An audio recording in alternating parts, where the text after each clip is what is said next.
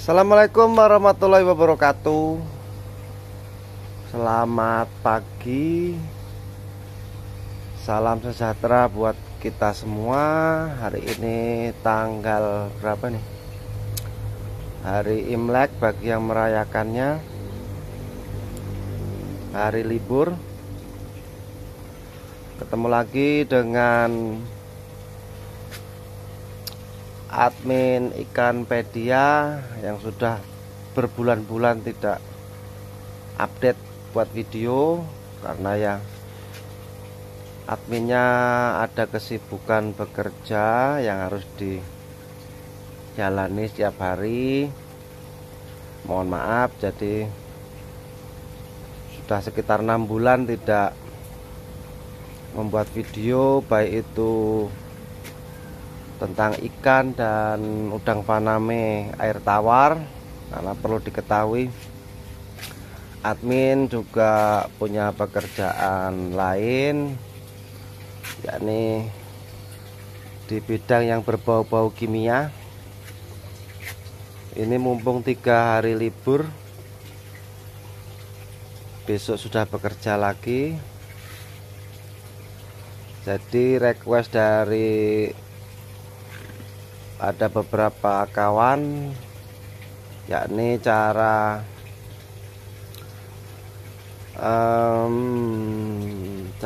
apa ya lah Pak, karantina, cara karantina dari ikan, baik ikan nila, ikan lele, agar supaya nanti pada saat dimasukkan ke kolam pembesaran itu ikannya tidak terkena jamur. Biasanya jamur kalau nila, lele juga moncong putih dan jamur di kumis. Nah itu ikan itu harus dikarantina terlebih dahulu. Apalagi seperti kolamnya Ikanpedia ini, kolam bioflok ini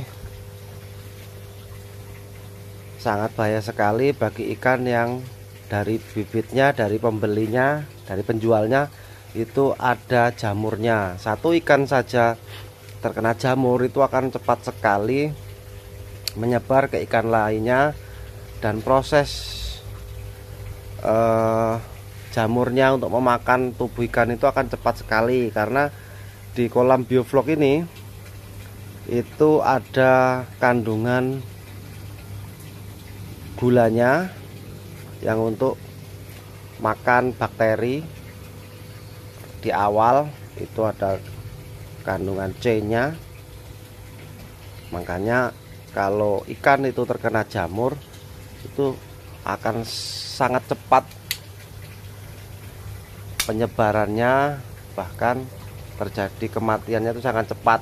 Itu tidak lebih dari seminggu. Ini kalau yang di bioflok.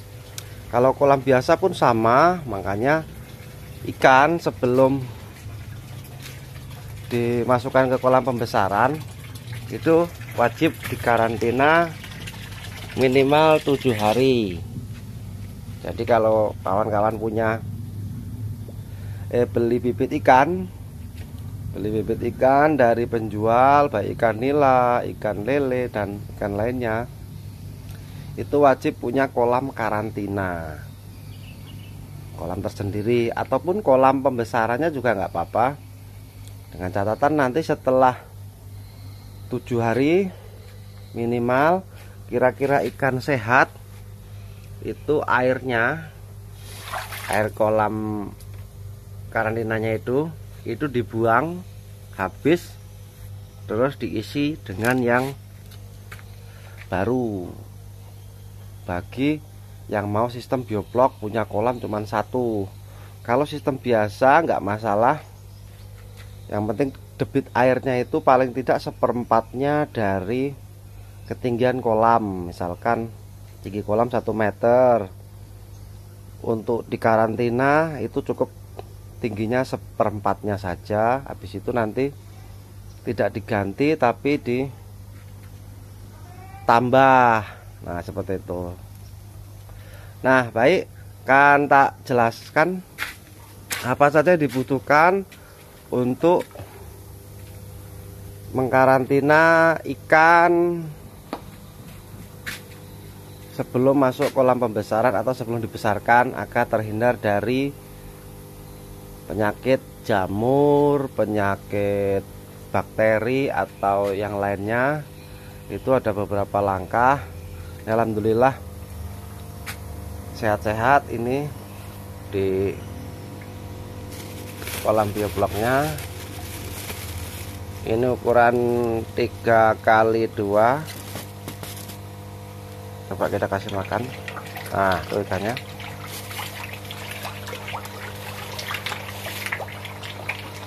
Ukuran masih 2 jari. Sehat-sehat.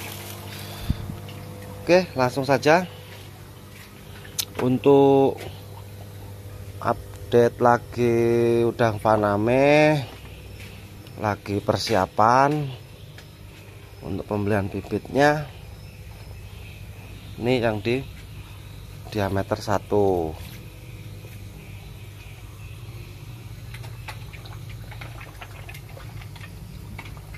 Nah, ikannya sehat. Oke, yang pertama ada kolam kosong seperti ini. Ini khusus untuk karantina 1x1. Saya isi air seperempatnya, air baru seperti ini. Setelah itu masukkan garam. Kalau saya 1x1 ini sebanyak 100 gram boleh, 50 gram boleh garamnya untuk menetralkan air. Garam. Setelah garam itu obat anti jamur. Kalau saya pakai seperti ini, obat anti jamur. Sesuaikan dosisnya.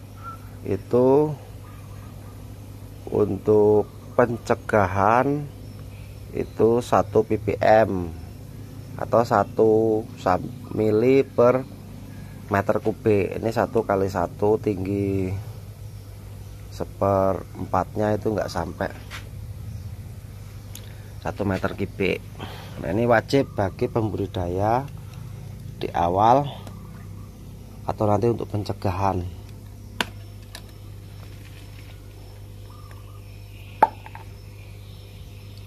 Obat jamur macam-macam di pasaran.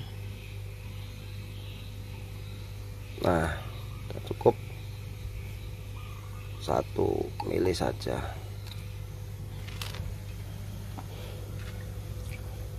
Dua mili juga boleh. Nah, ini enggak membuat ikan mati. Nanti kalau bibit yang sudah terkena jamur parah, itu antara sembuh dan mati. Antara sembuh dan mati. Sudah. Setelah dikasih obat,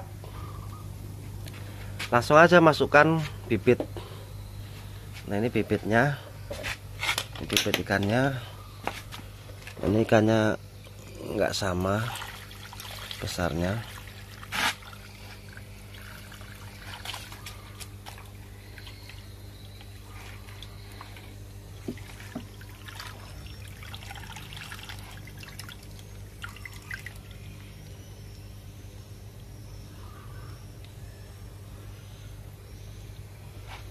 Oke, masukkan bibitnya yang tadi airnya sudah di tuh.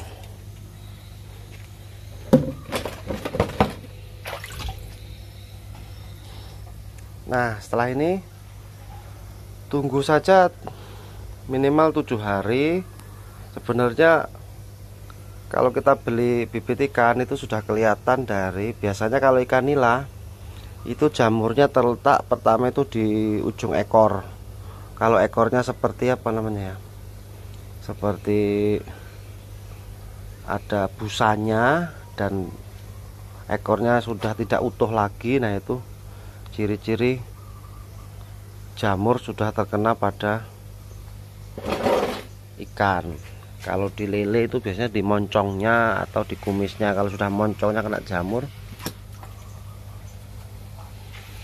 biasanya kumisnya juga hilang, menyebar.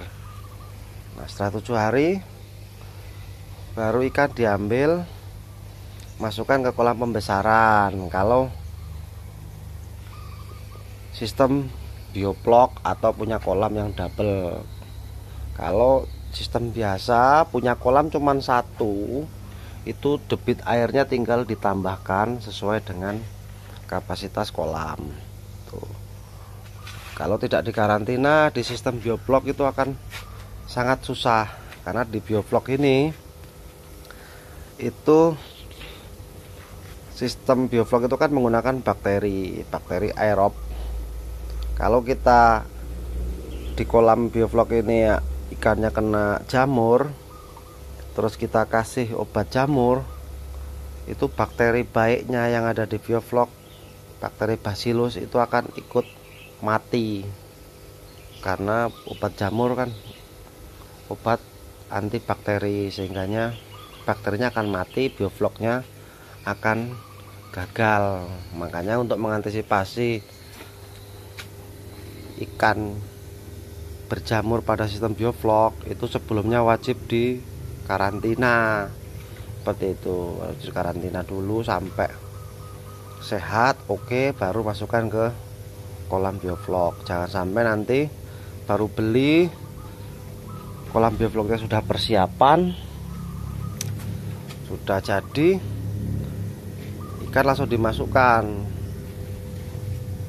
Ternyata ikan itu membawa penyakit jamur, itu sangat-sangat cepat sekali akan menyebarnya ke ikan yang lain, karena di bioplok mengandung kadar glukosa atau gula. Dari mana?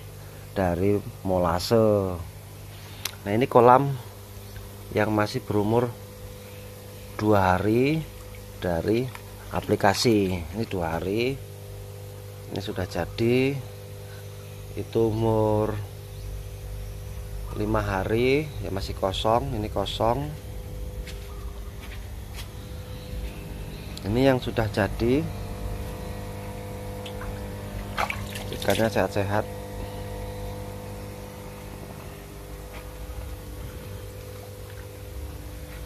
Oke, gimana kawan-kawan semua tentang cara karantina? Itu tadi cukup simpel, pakai garam, obat jamur, terserah mau menggunakan merek apa. Yang jelas intinya kolam yang ikan yang dari penjual sebelum kita masukkan ke kolam pembesaran itu wajib dikarantina. Syukur-syukur di sana sudah dikarantina terlebih dahulu oleh penjual, dinyatakan sehat, itu silahkan langsung. Jika kita tidak mengetahui, lebih baik kita mencegah daripada mengobati. Nanti kan ikan yang terkena jamur akan kelihatan. Kalau sudah parah, antara mati dan sembuh, tapi tidak menular ke yang lainnya.